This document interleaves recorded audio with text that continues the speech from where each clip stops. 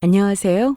저는 30대 초반 여성으로 얼마 전 결혼할 뻔했다가 파혼했습니다. 요즘 세상에 양반 노비라는 말을 쓰는 사람이 있었는데 그 집이 바로 예비 시댁이었거든요. 상견례 자리에서 분위기가 좋게 흘러가나 싶었는데 저희 부모님이 시골에서 농사를 짓고 계신다는 말을 들으시고는 아니 잠깐만요. 방금 뭐라고요? 시골에서 농사요? 아니, 그건 좀 그런데. 양반이랑 노비가 결혼이 말이 되나? 노골적인 모욕에 갑자기 분위기가 얼어붙었고 그 순간 아빠가 더 참을 수 없으셨는지 제가 보기엔 그쪽이 노비 같은데요. 그러자 예비 시모는 당황했고 얼굴이 벌개지며 소리를 지르려 했는데 아빠가 내민 명함 한 장을 보고는 예비 시부로부터 뺨을 맞았습니다. 입을 함부로 놀린 탓에 결혼을 망치게 됐다며 다 모인 자리에서 벌어진 일이었죠. 서울에 아파트 하나 있다고 농사짓는 저희 집을 무시했는데 예비 시부가 이날 예비 시모의 뺨까지 때린 이유가 대체 무엇인지 그 사연을 바로 시작해 보겠습니다. 저는 뭔가 만드는 걸 좋아해서 파티셰가 되었습니다. 많이 아시겠지만 일하는 시간이나 노동에 비해 박봉인 직업이에요. 초반엔 오래 서서 일해야 하니 힘들었는데 이 또한 적응했고 무엇보다 적성에 맞으니 1년만 버티자, 2년만 버티자 하면서 그렇게 제 일이 되었어요. 신입일 때 한 달에 140만 원 받고 일했는데 최저임금도 안 되는 돈이었으나 경력을 쌓기 위해 참고 일했습니다. 하루 12시간 넘게 서서 일한 탓에 운 날도 많았죠. 그리고 얼마 뒤 이직을 했는데 이곳은 지금도 일하고 있는 곳입니다. 전 직장보다 규모도 크고 복지는 대기업 못지않은 곳이죠. 조식, 중식, 석식 모두 사내 식당에서 나오기 때문에 이 또한 편했고 자기 개발비 지원은 물론 어학원 지원도 해주니까 어학 실력을 키워나가는데 정말 큰 도움을 받고 있습니다. 하는 일이 불어부터 일어 영어를 쓰는 일이 많았거든요. 사설이 좀 길었는데 암튼 이렇게 일해서 번 돈으로 할부 없이 차도 한 대 샀고 직장 근처로 혼자 살 만한 원룸 하나도 구했습니다. 집에서 지원받은 돈 없이 제가 어릴 때부터 번 돈과 일해서 모은 돈으로 이룬 것들이죠. 일하면서도 저는 남자친구와 잘 만나고 있었습니다. 3년 사귀고 프로포즈를 받았는데 남친이나 저나 둘 다 결혼정년기여서 결혼을 생각하며 만났습니다. 그간 사귀면서 크게 싸운 적 없었고 성격도 서로 잘 맞는다 생각했고 이런 남자라면 결혼해도 되겠다 싶었습니다. 남친은 저와 달리 회사원으로 일하고 있었는데 굳이 서로 집안을 비교하면서 누가 기울고 누가 더 잘났다 생각한 적 없고 서로 무난하다 생각했습니다. 선영아, 준비는 다 했어? 나 이제 출발. 준비 다 했지. 운전 조심해서 와. 남자친구와 결혼 약속을 하고 난 뒤 저는 남친을 데리고 부모님을 만나기로 했습니다. 그 전에 몇 번 서울에서 만난 적은 있었는데 집에 가서 인사드린 적은 이번이 처음이었습니다. 자주 갈 만한 거리는 아니었거든요. 부모님이 귀농을 하셨습니다. 시골에서 농사를 짓고 계셨기 때문에 바쁘게 지내셨고 저 역시 일하느라 시간 내기가 쉽지 않아 남친이 생기고 나서 말씀은 드렸으나 만날 기회가 그리 많지 않았어요. 암튼 프로포즈도 받았겠다. 본격적으로 결혼 준비를 해야 하니 잘 차려입고 남친의 차를 타고는 시골로 향했습니다. 당연히 부모님은 하나뿐인 딸이 결혼할 남자를 데리고 왔으니 이날 상다리가 부러지게 밥도 차려주셨고 농사 지은 것도 보여주셨습니다. 이야, 화단도 너무 잘 해놓으셨네요. 그런데 서울서 사시다가 여기 오셔서 힘들진 않으세요? 힘들긴 너무 좋지. 공기도 좋고. 여긴 미세먼지도 걱정 안 해도 돼. 맞아요. 고속도로에서 나오자마자 코가 뻥 뚫리는 게 공기 하나는 기가 막히긴 하더라고요. 저희 집에서는 남자친구는 반대할 이유가 전혀 없었습니다. 저 좋아해주고 자기 직업 있고 술, 담배도 안 하고 착실했으니까요. 저 역시 남자친구의 이런 면이 참 좋았습니다. 저희 집에 인사를 했으니 저도 얼마 뒤 남자친구네 집에 가서 인사를 드렸는데요. 첫 인사 때 남친 어머니께서 남자친구를 유독 아끼는 게 눈에 보였습니다. 뭐 이해가 안 되는 건 아니었습니다. 저나 남자친구나 집에서 외동으로 자랐으니 그럴 만했죠. 잘난 우리 아들 마음을 누가 훔쳐가나 싶었는데 바로 아가씨였구만. 이러시길래 저도 그냥 냅다 같이 웃었습니다. 저는 이때 남친의 어머니가 어색한 분위기를 좀 풀어보고자 괜히 저런 말씀도 하시는 거라 생각했습니다. 남친 어머니께서 맛있는 밥도 해주셨으니 후식으로 과일을 먹자고 하시길래 눈치껏 제가 깎았습니다. 손으로 하는 건 또 제가 자신 있어서 과일을 예쁘게 모양내서 드렸더니 다들 좋아하셨습니다. 아이고, 무슨 사과를 이렇게 예쁘게 했어. 먹기 아깝게. 얼른 드세요. 사과가 아주 달더라고요. 그래, 그래. 선영이 너도 얼른 먹어. 어머님도 여기 드세요. 그래, 고맙다. 그런데 이날 저희 집안에 대해 아무것도 묻질 않으시더라고요. 보통은 부모님이 뭐 하시는지 이 정도는 묻지 않나요? 뭐 제가 인사를 드리러 간 거니까 저에 대한 질문은 쏟아졌으나 부모님 얘기도 당연히 나올 줄 알았는데 전혀요. 그래서 이날 인사를 드리고 집에 가는 길에 남친에게 물었습니다. 실은 자기 오기 전에 내가 미리 말씀드렸어. 뭘? 너 인사 오면 괜히 불편해지니까 그런 거 묻지 말라고. 오늘은 그냥 편하게 밥 먹는 자리니까 만약에 궁금한 거 있으면 선영이에 대한 질문만 하시라고 내가 그랬어. 괜히 식구들 얘기까지 일일이 하면 좀 그렇잖아. 무슨 신상조사 하는 것도 아닌데. 어쩐지 이날 제가 다니는 직장은 어떤지, 자기 아들 어디가 좋은지 이런 질문만 하셨습니다. 그래서 이때는 그저 단순하게 생각했습니다. 저를 많이 배려해 주시는구나 하고 말이죠. 남자친구도 중간에서 좀 잘한다 싶었습니다. 저를 생각해서 그런 줄 알았어요. 남친 어머니 역시 자기 아들이 얘기한 걸 잘 들어주는 걸로 봐서 결혼을 하고 나서도 남친이 중간에서 중재를 잘하겠다 생각했습니다. 그날 이후 남친 부모님과는 몇 번 더 만났고 가끔 전화나 문자를 하며 지냈습니다. 그러던 어느 날 퇴근하고 남친을 만나 오랜만에 맥주 한 잔을 하게 되었습니다. 술을 마시긴 했으나 둘 다 취하진 않았고 그저 기분이 좋은 상태였는데 남자친구가 진지하게 얘기를 하더군요. 저기, 선영아. 어? 왜? 무슨 할 말 있어? 그게 우리 집에서 도움 받는 건 좀 어려울 것 같아. 도움? 응. 결혼할 때 집에서 집도 해오고 그럼 좋은데. 아이, 무슨 말이야. 우리 힘으로 해야지. 그렇게 말해주니 고맙다. 대신에 결혼하면 우리 부모님 노후는 신경 쓰지 않아도 돼. 다 준비되어 있거든. 사실 도움받을 생각도 없었습니다. 그간 모은 돈이 없는 것도 아니고 정말 돈이 없다면 친정에서 도움받아도 되는 거였으니까요. 꼭 남자가 집 해와야 한다는 법도 없어서 남자친구의 말에 괜찮다고 했습니다. 그런데 시댁 노후 준비가 다 되어 있다는 말에 이거 하나 마음에 들었습니다. 친구 중에 결혼해서 시댁 용돈에 생활비 대느라 힘들게 사는 친구가 있었거든요. 맞벌이를 하는데도 애가 있으니 나가는 돈은 많은데 거기다 시댁에 생활비까지 들이며 사는 게 쉬운 일이 아니라고 했습니다.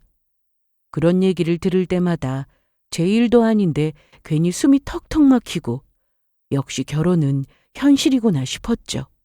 그러니 노후 준비가 잘 되어 있다는 말에 한편으로는 다행이다 싶었습니다. 저희는 둘 다 돈 버는데 처음부터 거창하게 큰 집 사고 그럴 생각은 없었습니다. 형편대로 둘이 버는 수준대로 준비해서 차근차근 하나씩 넓혀가는 게 더 낫다 생각했고 남자친구도 이에 동의했고요. 그리고 얼마 뒤 드디어 저희는 상견례 날짜를 잡았습니다. 자기야, 무난하게 그냥 한식당 어때? 그게 좋겠다. 자기 말대로 하자. 나도 대충 찾아보긴 했는데 주로 한식당에서 상견례를 많이 하더라고. 그래서 처음엔 상견례를 많이 한다는 한식당으로 예약을 했습니다. 그런데 며칠 뒤 남자친구는 말을 바꿨어요. 선영아, 그러지 말고 그날 중식 어떨까? 중식? 남친 부모님이 중식을 더 좋아하신다고 하더라고요. 저희 집에서는 메뉴가 뭐든 크게 신경 쓰는 분위기는 아니었기에 남자친구의 말에 중식당으로 예약을 다시 했습니다. 그리고 드디어 상견례 당일이 되었는데 양가 모두 저와 남자친구 이렇게 자식이 하나뿐이니 식구도 많지 않았습니다. 양가 부모님 인사하고 좀 어색하긴 했으나 그래도 점점 괜찮아졌습니다. 따님 잘 키웠다, 아드님 잘 키웠다 이러면서 서로 덕담도 주고받았어요. 그런데 분위기가 점점 편해져서일까요? 남친 어머니가 말실수를 하기 시작했습니다. 문제는 본인이 그게 실수인 줄 모른다는 거였는데요. 여기서 더 황당했던 건 자기 엄마가 헛소리를 하는데도 남자친구나 남친 아버지나 모두 가만히 있었다는 점이었습니다. 이게 농담으로 들렸나 보더라고요. 중식당이라서 음식은 북경오리가 나왔는데 오리고기 먹으면 아들을 낳는다는 말을 저는 이날 처음 들었습니다. 그런데 아들이 없어서 좀 아쉽지는 않으셨어요? 갑자기 남친 어머니가 이러시길래 기분이 나쁠 뻔했는데 본인도 딸이 없어 아쉽다고 하셨습니다. 그래서 서로 딸 아들이 없으니 하시는 말씀인가 보다 생각했는데 그게 아니었습니다. 딸이 있으니 그래도 아들까지 있었다면 좋을 수 있었겠죠. 그래도 아쉽다는 생각 해본 적 없고 감사한 마음으로 선영이 잘 키웠습니다. 그래도 사람 마음이 그런 게 아닐 텐데 평소에 고기는 안 드셨어요? 오리고기요. 오리고기요? 마침 이 오리오리가 나와서 말인데 평소에 오리고기 좀 많이 드셨더라면 좋았을 텐데 안 드셔서 딸엄마가 되셨네요. 이 말을 듣고 대체 무슨 소린가 했는데 저희 엄마가 오리고기 안 드셔서 딸 하나만 낳았다 이 말이었습니다. 오리가 스태미너에 좋다면서 말이죠. 좀 어이가 없었어요. 그러면서 한다는 말이 우리 선영이는 결혼하면 아들도 낳고 딸도 낳고 해서 만점짜리 엄마가 되어야 할 텐데요. 엄마, 아빠 그리고 저까지 어이없어서 표정이 굳은 상태인데도 남자친구는 이 상황에 가만히 보고만 있었습니다. 그게 뭐 문제가 되냐 이런 표정이었습니다. 이때부터 저는 불안했습니다. 남자친구 어머니가 또 무슨 말을 할지 몰라서 음식도 넘어가지 않았습니다. 여기서 더 어이없는 건 그 다음이었습니다. 결혼 때문에 서로 만난 거니 자세한 건 나중에 말하더라도 이날 집 얘기며 혼수 예단 이런 얘기가 나오기 시작했는데요. 제 입으로 이런 말 하기는 좀 그렇지만 제 아들은 직업도 안정적이고 연봉도 이 정도면 괜찮고 보시는 그대로 얼굴도 잘생겨서 어디 내놔도 빠지는 구석이 없어요. 사실 결혼시키기 좀 아까운 생각도 듭니다. 그래서 전부터 우리 아들 결혼은 좀 늦게 했으면 싶었거든요. 그러면서 갑자기 제 직업을 가지고 걸고 넘어지더라고요. 한마디로 비전이 없어 보인다 이거죠. 그냥 회사원이면 적당히 일하다가 나중에 애 낳고 육아휴직이니 그것도 받아 쓰고 하면 되는데 지금은 뭐 디저트인가 그거 만든다고 알고 있는데 요즘 동네에 넘쳐나는 게 빵가게니 디저트 가게인데 그게 뭐 비전이 있습니까? 이렇게 직업 차이가 나면은 원래 여자 쪽에서 좀 더 해오는 게 맞는데. 그래도 애들끼리 이미 얘기를 한 모양이더라고요. 요즘 거의 다 반반 준비해서 한다나? 아, 네. 그러니 더 기특하죠. 집에 손 벌리지 않고 둘이 알아서 한다고 하니 저희는 기특하던데요. 안 그러세요? 그래도 엄마는 어떻게든 딱딱해진 분위기를 풀어보려고 애를 쓰셨는데 남친 어머니는 집은 반반하더라도 제가 조건이 좀 기우는 거니까 혼수까지 해오라고 하셨습니다. 아, 엄마, 그것도 저랑 선영이가 같이 준비할 거예요. 그때 말씀드렸는데. 넌 가만히 있어. 지금 어른들 말씀하시는 거 안 보여? 순간 분위기는 싸해졌습니다. 남친 어머니의 말에 남친은 그때부터 꿀먹은 벙어리가 되었고 시아버지 되실 분도 아무 말씀 안 하시고 가만히 계셨습니다. 이날 실컷 떠는 사람은 오직 남친의 어머니뿐이었어요. 혼수는 어쩌고 저쩌고 하면서 예단 욕심도 내셨는데 한 번뿐인 결혼이고 자식이 여럿 있는 것도 아니니 할 때 좀 제대로 받고 싶다고 하시더군요. 그냥 딱 봐도 아들 결혼하는데 자식 갖고 장사하는 게 눈에 보였습니다. 엄청 좋은 직장도 아니고 흔히 말하는 사짜 직업도 아니고 거기다 집안이 좋은 것도 아니면서 양반 가문이라고 헛소리하며 저리 말하는데 저도 너무 어이가 없었습니다. 아무리 시대가 변하고 서로 생략하는 게 많아졌다고 해도 할 건 해야 하지 않겠어요? 우리 선호 말고 자식이 한 명이라도 더 있었다면 제가 이렇게까진 하진 않죠. 남자친구가 어떻게든 중재를 하겠거니 생각했으나 자기 엄마가 하는 말이 다 맞다는 건지 아니면 죄송해서 몸둘 바를 모르겠다는 건지 몰라도 입은 오리고기 먹는 데만 쓰고 있었습니다. 제가 다니는 직장도 알고 보면 복지가 훌륭했습니다.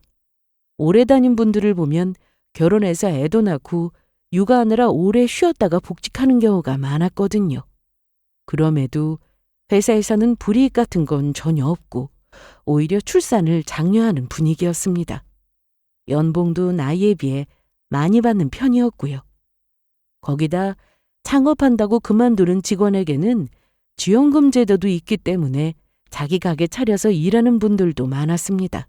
그러니 제 입장에서는 남자친구가 더 아깝다 이런 말은 정말 인정하기 어려웠네요. 어머님, 저하고 오빠는 이미 결혼 준비 어떻게 할지 얘기가 끝났어요. 아니 뭐야? 사부인도 같은 생각이세요? 아니죠? 저 혹시 집에 돈이 없으신가요? 두 분 지금 직업 없이 놀고 계시는 거예요? 아니요. 귀농해서 농사 짓고 있습니다. 네? 잠깐만요. 농사요? 어머나 세상에. 어쩐지 피부가 두 분 다 까맣더라니. 그래서 혼수 좀 해오라는 말에 이런 반응이었던 겁니까? 아니 왜 진작에 말씀을 안 하셨어요? 부모님이 시골에서 농사를 짓는다고 하자 남자친구 어머니 표정이 확 굳었습니다. 그러면서 한다는 말이 긴 말 필요 없고 오늘 결혼 얘기는 없던 걸로 하죠. 남친 어머니는 거의 혼자 떠들다시피 해놓고 애들 결혼시키지 말자는 말씀을 하셨습니다. 엄마, 왜 그래요? 왜 결혼 얘기를 없던 걸로 하는데요? 너는 왜 진작에 이 얘기를 안 해서 일을 이렇게 만들어? 돈 아깝게. 진작에 농사 짓는 사람들이라고 했으면 상견례도 안 했을 거 아니야. 아우 참 입 아프게 나만 떠들었네. 남자친구는 시골까지 내려가서 부모님이 농사 짓는 걸 두 눈으로 봐놓고도 집에 얘기를 하지 않은 거였습니다. 이날 보니 남자친구도 그게 창피했던 모양입니다.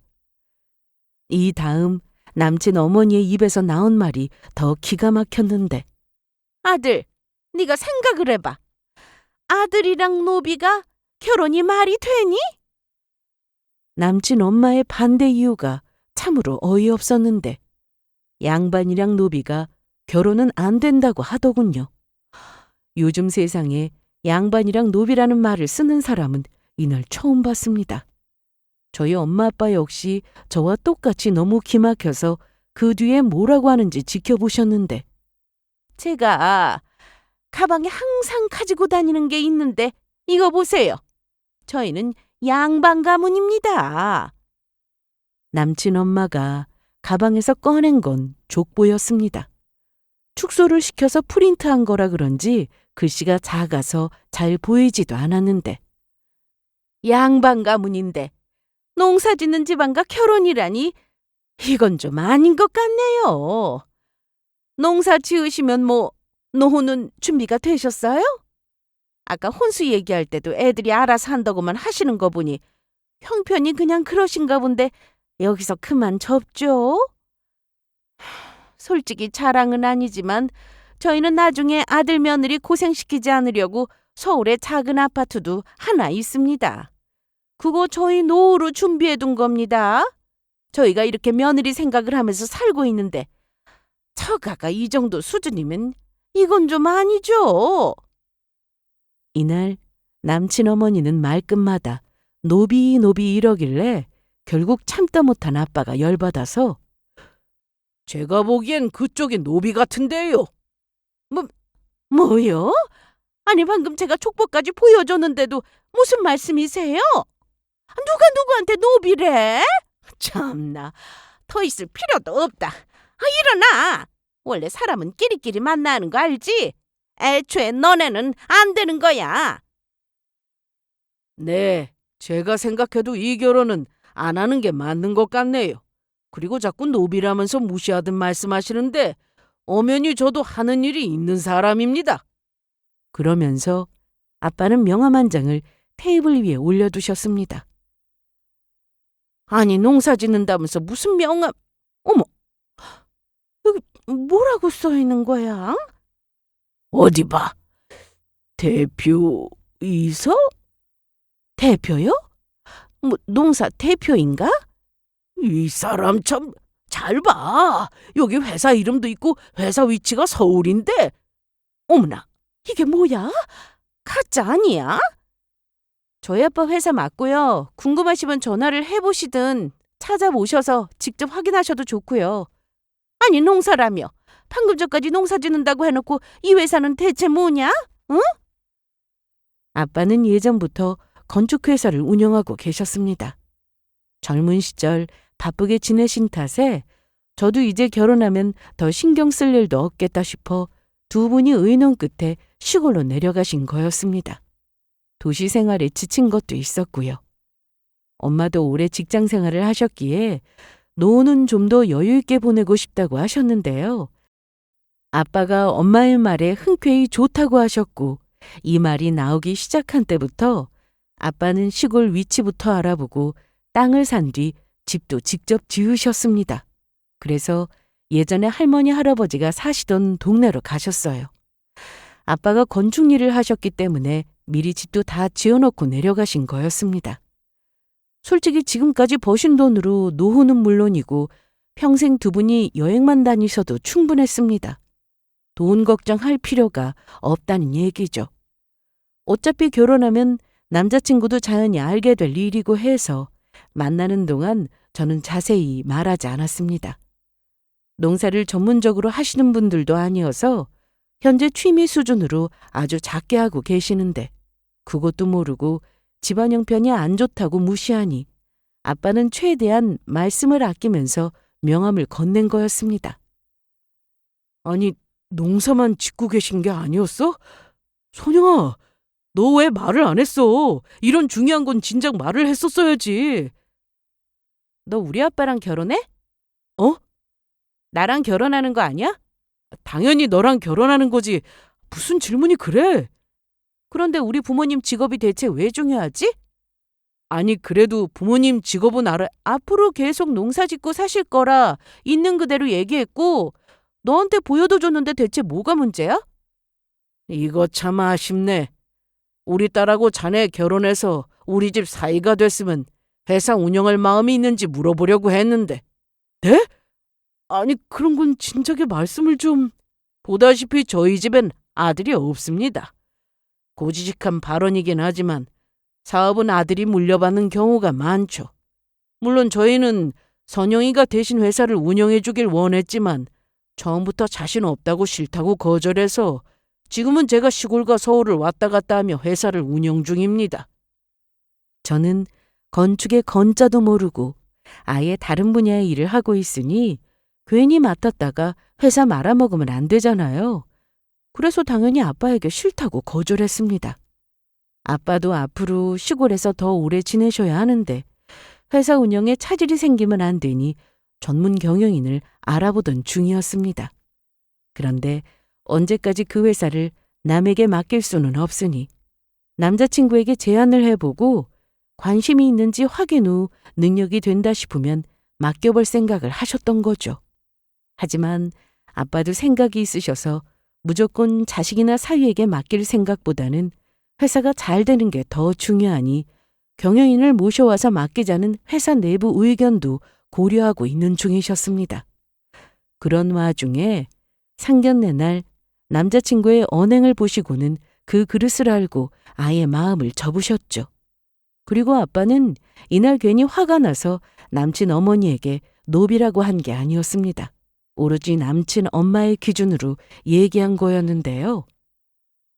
그런데 옛날 조선시대 때 노비는 인간 취급을 받지 못하는 계층을 뜻하는 말로 쓰였는데 요즘은 대기업에 다니는 직장인들을 보고도 노비라고 표현하는 거 아십니까?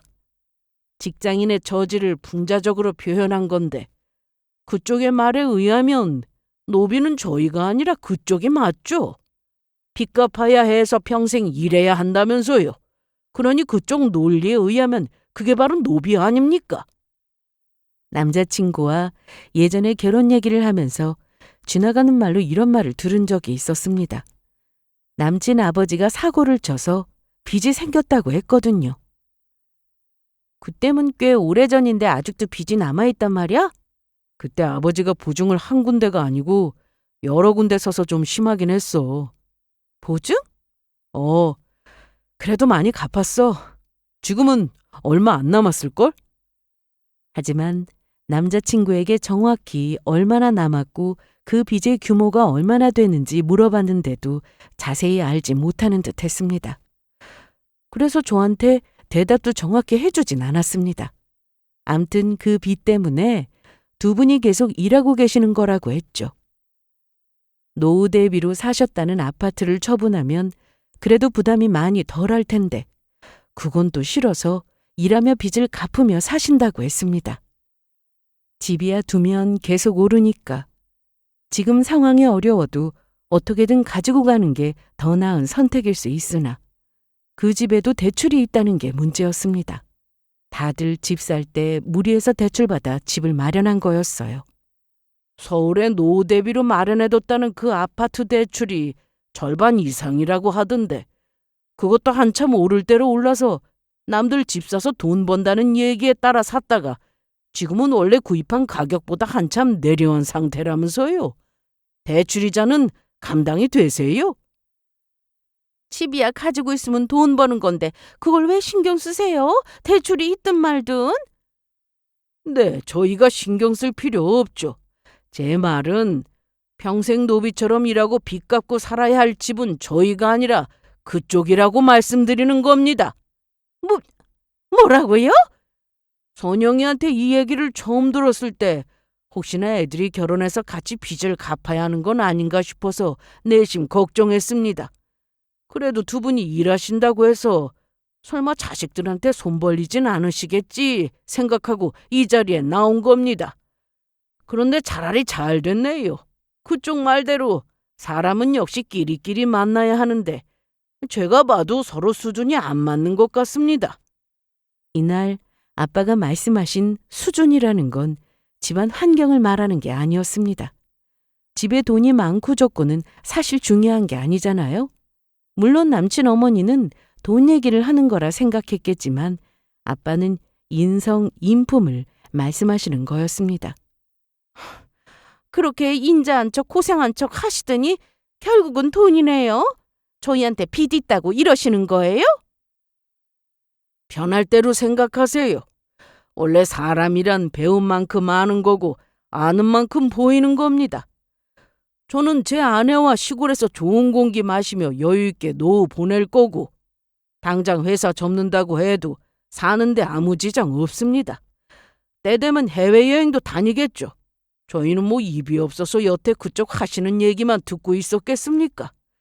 어디까지 헛소리 하는지 지켜본 겁니다. 사람이 가진 조건만 가지고 상대를 무시하고 그럼 안 되는 거잖아요? 적어도 우리 자식들한테는 그런 부끄러운 모습 보여주면 안 되는 거 아닙니까? 이날 아빠가 비웃으며 남친 엄마에게 노비라고 한 말에 남친 엄마는 열받아 했는데 옆에 있던 남친 아버지는 명함만 만지작거리다가 저희가 다 같이 나가려고 하자 그때 남친 엄마 뺨을 때렸습니다. 남친 엄마 때문에 이 결혼이 파토나게 된 거나 다름없었으니까요. 아니 지금 뭐 하는 거예요? 나 때렸어요? 그만 못해. 그러게 진작에 좀 그만하라고 내가 몇 번이나 눈치를 줬잖아. 아니 내가 뭘요? 그 입 좀. 이대로 가시면 없죠니까. 일단 앉으세요. 네? 제가 대신 사과드리겠습니다. 사실 이 장면만 보면 남친의 아버지가 제일 정신이 똑바로 박힌 사람처럼 보일 수 있겠지만 상견례가 시작되고 나서 남친 엄마의 헛소리가 이어질 때도 가만히 듣고만 있던 사람이 남친 아버지였기 때문에 저희 가족은 그러거나 말거나 무시하고 그냥 나왔습니다. 집에 오는 차 안에서 저희 부모님은 화도 안 내셨습니다. 원래 화를 잘 안 내는 분들이시기도 했고 저만 혼자 열을 내고 있었는데요. 오히려 잘 됐어. 그게 무슨 소리야? 아무리 화가 나고 열받아도 그렇지. 아까 다 모인 자리에서 자기 아내 뺨을 아무렇지 않게 때리는 사람이면 뭐 더 말이 필요해? 가족끼리 있는 자리에서는 더하면 더했지 절대 덜 하진 않을 거다. 그리고 선호 그 친구도 내가 아주 좋게 봤는데 그 자리에서 아무 말도 못하고 있는 거 보니 지금 깨진 게 천만다행이야. 결혼해서 우리 딸 고생하며 살 뻔했잖아. 저는 최악의 상견례 후 그동안 남자친구와 같이 찍었던 사진들도 다 없앴습니다. 그리고 웨딩드레스를 입어보려고 예약했던 숍에 전화해서 다 취소도 했어요. 당연히 저는 좀 힘들었습니다. 3년이라는 시간이 결코 짧은 게 아니었거든요. 그동안의 추억이 단번에 사라지는 것은 아니기 때문에 저에게도 시간은 좀 필요했습니다. 그렇다고 남친이 그립고 보고 싶어서 힘든 게 아니라 하루아침에 괜찮아지는 것은 아니니까요. 저는 며칠 후 부모님과 함께 시골로 내려갔습니다. 당연히 부모님은 오직 제 걱정뿐이었는데 다 같이 저녁을 먹다가 결국 엄마가 눈물을 보이셨습니다. 에이 엄마 왜 그래? 나도 안 우는데 엄마가 왜 울고 그래? 괜찮아. 미안하다, 선영아. 엄마는 상견례 날, 딸 자식 뒤에 숨어서 미안하다고 이날 많이 우셨습니다. 그런데 엄마가 그날 아무 말씀도 못 하셨던 건 다 이유가 있었습니다. 그날 파혼 얘기가 나오기 전 남친 엄마가 헛소리를 할 때 엄마도 똑같이 한 소리 해주고 싶었는데 차마 입이 떨어지지 않았다고 했습니다. 옛날에 할머니께서 외할머니를 그렇게 무시했다고 하더라고요. 모진 말도 많이 했는데 그때마다 외할머니는 그 말을 그대로 다 듣고는 아무 말씀도 하지 않으셨다고 했습니다. 엄마는 그걸 보면서 나중에 딸을 낳아서 시집 보내야 할 때가 오면 절대 그러지 않고 딸을 지켜주겠노라고 다짐하셨다고 했죠. 엄마도 내심 외할머니에 대한 섭섭함이 있으셨던 겁니다. 하지만 막상 저를 낳고 키우면서 딸을 시집 보내야 할 상황이 되고 보니 외할머니가 그때 왜 그랬는지 너무나도 이해가 된다고 하시더라고요. 혹시나 안 싸더니 드세다고 나중에 결혼해서 제가 시댁에서 구박받고 사는 건 아닌지, 결혼해서 저한테 전 남친 엄마가 화풀이라도 하는 건 아닐까 별별 생각이 다 들어 아무 말도 할 수가 없었다고 하셨습니다. 마음 같아서는 그날 상을 뒤엎어버리고 제 손을 잡고 나가고 싶었다고 하셨지만 제가 전 남친과 결혼하고 싶어서 상견례 자리가 마련된 거니까 꾹 참고 저만 생각하셨다고 하시더군요. 행여나 엄마의 말 한마디로 결혼이 파토나게 될까봐 자식한테 흉이 될까봐 말이죠. 옛날에 외할머니가 그대로 겪으시고 그걸 엄마도 이제 겪으셨으니 마음이 많이 아프셨을 겁니다. 그래서 엄마 앞에서 저는 오히려 더 씩씩한 척 했네요. 엄마, 괜찮아. 그리고 잘했어. 아빠가 그날 속 시원하게 할 말 다 했으니까. 그렇게 저는 하루하루 지날 때마다 마음 정리를 했습니다. 처음엔 시간이 지나면 이 마음이 괜찮아질까 의심도 됐지만 점점 좋아지더라고요. 아무래도 그날 전 남친은 물론 그 가족들의 언행 때문에 오히려 마음 정리가 더 쉽게 되는 것 같았습니다. 전 남친은 저에 대한 미련을 버리지 못하고 회사에도 찾아오고 집에도 찾아왔었습니다. 회사 앞으로 찾아왔을 땐 무시하고 그냥 돌려보냈는데 그것도 모자라 집까지 찾아와서는 헛소리를 하고 갔죠. 선영아, 우리 엄마가 농담을 좀 즐겨하는 분이셔. 너 우리 집에 인사 왔을 때도 엄마가 막 농담하고 그랬었잖아. 기억나지? 우리 그때 같이 웃고 그랬는데. 농담? 그래. 상견례 자리가 좀 어색해. 좀 불편하냐고. 괜히 그런 분위기 좀 풀어보려고 분위기 띄워보려고 엄마가 그러신 거야. 그런데 그게 좀 과했던 것 같아. 파혼하자더니 너 지금 뭐 하는 거야? 말은 바로 해. 파혼 얘기는 내가 한 게 아니라 엄마가 한 거잖아. 내가 언제 너랑 헤어진다고 했어? 그래서 그 말이 나올 때 너는 뭐 했는데? 아무 말 안 한 거면 너도 그 말에 동의한다는 거 아니었어? 우리 부모님 농사 짓는 게 그리 쪽팔렸어? 집에다 말도 못할 정도로? 인간아, 그런 생각으로 여태 날 어떻게 만났어? 어떻게든 속이고 결혼하려고 했냐? 결혼해서 니네 엄마가 우리 집 농사 짓는 집이라고 평생 무시하면 그때 또 나 몰라라 하려고 그랬냐고. 너도 나 속였잖아. 내가 뭘 속여? 난 너 만나는 동안 거짓말한 적 한 번도 없다. 속인 것도? 아버님이 건축회사 운영하신다는 거 왜 나한테 말 안 했는데?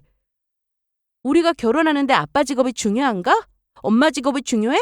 두 분 농사 짓는 거 말했고 직접 시골 가서 네 두 눈으로 봐놓고 그런 말이 나와? 아버지 원래 직업 말이야. 농사꾼 아니었잖아. 그게 왜 그렇게 중요할까? 그날 아버님이 그러셨잖아. 내가 너랑 결혼하면 회사 운영할 마음 있냐고 물어보려고 하셨다고. 그랬지.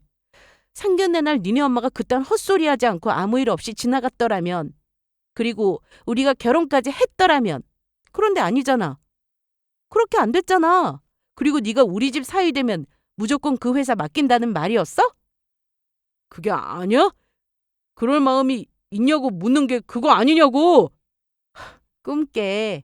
우리가 결혼했어도 너는 그 회사 못 맡아. 왜? 아니 왜? 내가 어때서? 아빠는 이미 네 그릇이 얼마나 되는지 다 아셨는데 하긴 뭐래? 니네 엄마가 파혼 얘기 안 했더라도 그날 우리 엄마한테 고기를 안 먹어서 딸만 낳았냐느니 말도 안 되는 소리 하시고 우리 결혼 준비하는 것도 둘이 알아서 한다고 했는데도 마음대로 혼수니 예단이니 해오라 하시는데 너 그때 가만히 있었잖아. 사람이 말이야. 하나를 보면 열을 난다고. 너랑 결혼했으면 니네 엄마가 하라는 대로 하고 살았을 거 아니야? 왜 그렇게 쉽게 단정해? 나랑 살아보지도 않고? 내가 그럴지 안 그럴지 네가 어떻게 하는데? 나 그러지 않아. 안 그럴 자신 있다고. 박선호, 왜? 말해. 헛소리 그만하고 가라. 아버님, 정말 자신 있습니다. 무슨 자신? 아버님 회사 정말 잘 운영해볼 자신 있다고요. 그러니까 저랑 선영이 결혼 이대로 끝내는 건 아니죠. 제발 다시 한번 생각해봐 주세요. 네? 그러니까 내 딸하고 결혼해서 잘 살 자신이 있다고 하는 게 아니라 회사 얘기하는 건가? 아니, 당연히 선영이랑도 결혼해서 잘 살 자신 있죠. 그건 당연한 거죠. 야, 그건 너랑 나랑 결혼해서 잘 살고 있을 때 해당되는 말이지. 이 상황에 회사 욕심 나냐? 아니, 내 말은 그게 아니라 이게 좀 오해가 있을 수 있는데. 오해고 뭐고 간에 빨리 꺼져. 그리고 가서 전해. 너네 부모님한테 그대로 말씀드리라고. 뭘? 그날 니네 엄마가 그랬잖아. 사람은 원래 끼리끼리 만나야 하는 거라고. 나도 그렇게 생각해. 귀전 없는 너랑 나랑 같아? 연봉도 내가 훨씬 높고 앞으로 발전 가능성도 내가 훨씬 더 높은데 너랑 다시 잘 될 일은 앞으로 절대 없을 거라고 똑바로 가서 말해. 선영아, 너까지 왜 그래? 우리 집 빚 때문에? 그거 엄마 아빠가 알아서 다 해결하신다고 했어. 계속 일하실 거니까 우리가 그 빚을 같이 갚아야 하는 일은 없을 거라고. 그리고 우리가 결혼만 하면 혼수니 예단이니 그거 안 해와도 된다고 하셨다고. 그리고 또 또 뭐? 노후로 준비해두신 그 아파트, 그 집도 우리 주신대. 아니, 네가 원하면 네 명의로 해주신다고 했어. 이 정도면 만족해? 어? 웃긴다. 그 정도면 괜찮은 조건 아니야? 나보고 그 아파트 대출금 갚으라는 거네? 아니야, 그거 엄마가 해결해 주신대. 글쎄, 빚만 가득한 아파트를 선심 쓰듯 주겠다고 한 것도 어이가 없는데 그 아파트는 원래 너네 부모님 노후 때문에 마련하시는 거 아니니? 그렇지. 그런데 그거 다 포기하고 너한테 주신다고 한 거니까 우리 엄마 아빠 진심 알겠지? 그럼 나더러 너희 부모님 노후까지 책임지라는 거잖아? 어? 너는 그런 얘기를 들었을 때 여기까지 생각을 못 했던 거야? 그저 준다고 하니까 나도 당연히 좋아하겠지 생각했냐고. 그딴 짓 필요 없어. 그런 거 안 받아도 돈 때문에 어디 가서 아쉬운 소리 하고 살지 않아. 가서 네 수준에 맞는 사람 찾아봐. 그런 집안하고 결혼해서 잘 살라고. 같이 빚 갚으면서. 마음 같아서는 이날 전 남친을 한 대 때리고 욕도 해주고 싶었지만 그것도 아까웠습니다. 시골까지 내려와서 한다는 소리가 집 줄 테니 결혼하자는 거였는데 제가 거짓입니까? 뭐 준다고 하면 헬렐레 해서 다시 만나게. 제가 좋다고 해도 이제는 저희 부모님이 반대하죠. 이날 전 남친은 저나 부모님이 별 반응 없이 무시하니 오히려 그게 더 쪽팔렸을 겁니다. 그날 상견례장에서 그 행동이 얼마나 수준 이하였는지 아무 대꾸 없이 가만히 앉아있던 본인에 대해서도 부끄러웠겠죠. 전 남친은 뭔가 큰 걸 놓친 사람처럼 어깨가 축 늘어진 채 돌아갔는데 그 모습을 보고 나니 저는 완전히 마음 정리도 할 수 있었습니다. 그렇게 몇 달이라는 시간이 흐르고 저는 여전히 같은 일상을 보내고 살고 있습니다. 그리고 얼마 전 좋은 제안도 하나 받아서 고민을 하게 되었는데요. 잘 한번 생각해봐. 이미 매장은 구해놨고 2층이라 규모가 작지도 않아. 벌써 그렇게 준비해놨어요? 벌써라니. 난 1년 전부터 구상 중이었는데 너도 언제까지 여기서 있을 생각은 아니잖아. 언젠가 매장 차려서 나갈 생각하고 있는 거 아니야? 그거야 그런데 같이 매장을 운영해보자는 선배의 제안에 저도 많은 생각을 하게 되었는데 회사에서 좋은 복지 누려가며 일하는 것도 좋지만 하루라도 먼저 내 일에 도전해보는 것도 좋겠다 싶어 선배의 제안을 받아들였습니다. 부모님도 제 선택에 많은 응원을 해주셨고요. 그렇게 저는 선배를 따라 퇴사를 결정했고 지금은 새로운 매장에서 새 출발을 준비하고 있습니다. 처음부터 잘 될 거라는 보장은 없지만 그래도 후회 없는 선택을 위해 최선을 다해보기로 다짐도 했죠. 참, 전 남친 소식은 얼마 전 듣게 되었는데 역시나 예상대로였습니다.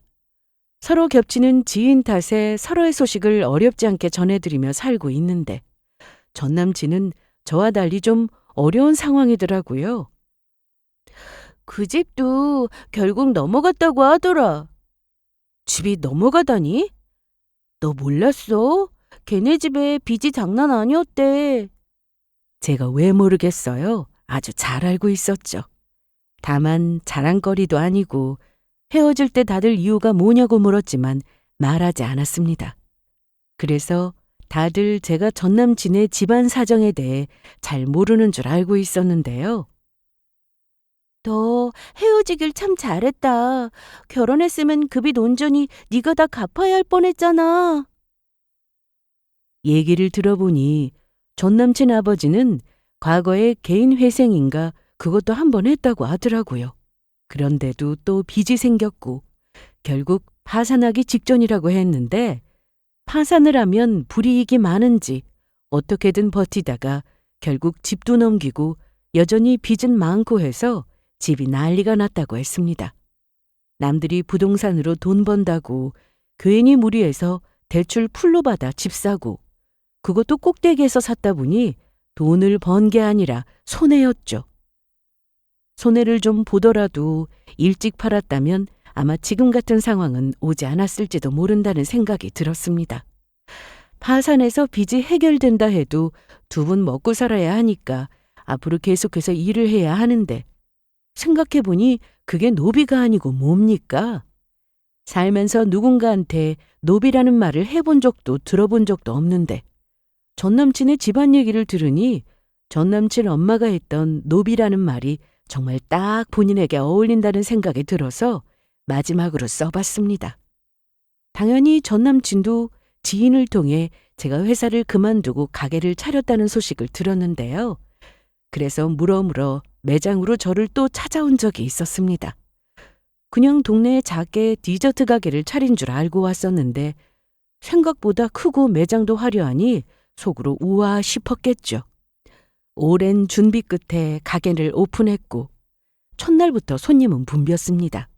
그래서 정신이 없었는데 전 남친이 온 줄도 몰랐다가 매장에서 딱 마주쳤지 뭡니까? 뭐야? 너 디저트 사러 왔냐? 어? 이거 사려고. 그래, 그럼 사고 가라. 너 여기 사장 된 거라며? 선배랑 같이 하는 매장이야. 그럼 공동사장이네? 바쁘니까 좀 비켜줄래? 계산은 저쪽으로 가서 하면 돼. 나 기다릴 테니까 오늘 시간 좀 내줄래? 미안, 너한테 내줄 시간이 없네. 왜? 많이 바빠? 나 기다릴 수 있어. 기다리지 마. 그리고 이왕이면 다른 가게 가서 사 먹어. 주문하려는 손님들과 매장에서 드시는 손님들까지 많아서 전 남친을 향해 큰 소리를 낼 수 없어 조용히 가라고 했는데 전 남친은 말을 듣지 않고 끝까지 저를 기다렸습니다. 하지만 가게가 문 닫을 시간이 되고 나서 전 남친은 한 번 더 망신을 당해야 했습니다. 미국에서 친척 오빠가 잠시 한국에 들어왔는데 제가 선배와 가게를 오픈했다는 말에 저를 데리러 왔거든요. 전 남친은 친척 오빠인 줄 모르고 새로 생긴 남친인 줄 알았습니다. 전영아! 오빠! 뭐하러 왔어? 택시 타면 되는데. 구경도 할 겸 데리러 올 겸 왔지. 다 끝났어? 잠깐만. 나 옷 좀 갈아입고 나올게. 천천히 해. 나 여기서 기다릴게. 그런데 제가 옷을 갈아입고 있는데 선배가 들어오더니 선영아, 좀 나와봐. 이 상황이 대체 뭐냐? 왜 그래? 그래서 급하게 나갔더니 전 남친이 얼굴이 벌개진 채로 손짓 발짓을 하며 영어를 하고 있더라고요. 매장에 혼자 덩그러니 앉아있던 전 남친을 본 친척 오빠는 저한테 손님이 아직 있는 거냐고 물었고 저는 조용히 헤어진 전 남친이라고 했습니다. 상견례 사건은 친척 오빠도 대충 들어 알고 있었거든요. 그런데 전 남친이 친척 오빠를 제 애인으로 알고 먼저 말을 걸었다고 했습니다. 하지만 친척 오빠가 다 알고 있는 상황이라 일부러 영어로 대답을 하니 전 남친이 당황해서 아는 단어를 총동원해서 말하고 있는 우스꽝스러운 상황이었죠. 뭐 하는 거야? 선영아, 너 어떻게 그새 남친을 만들었냐? 뭐? 이 사람 뭐라고 하는 거야? 야, 넌 이 정도 수준의 영어도 못 알아듣냐? 이날 친척 오빠는 영어로 제 친척 오빠라고 소개했는데 그걸 못 알아들었던 겁니다. 그래서 일부러 말해주지 않았습니다. 오해를 하든 말든 이제 상관없는 사람이었으니까요. 통역 좀 해봐. 내가 너랑 어떤 사이인지. 하고 싶으면 네가 해. 그리고 나 이제 퇴근할 거라. 이날 전 남친의 표정은 아직도 생생합니다. 친척 오빠네 집은 친척 중에서도 제일 잘 사는 집이라 이날 고급 외제차를 끌고 왔는데 그 차를 타고 제가 가버리니 허망한 표정을 지었거든요. 그날 저녁 선배한테 전화가 왔는데 정말요? 그래, 나도 그냥 그렇게 말해버렸어. 가게 또 찾아오면 나도 싫거든. 잘했어요. 더는 안 오겠지. 제가 오빠와 먼저 가고 난 뒤 전 남친은 선배한테 둘이 정말 그런 사이냐고 물어서 맞다고 얘기했다네요.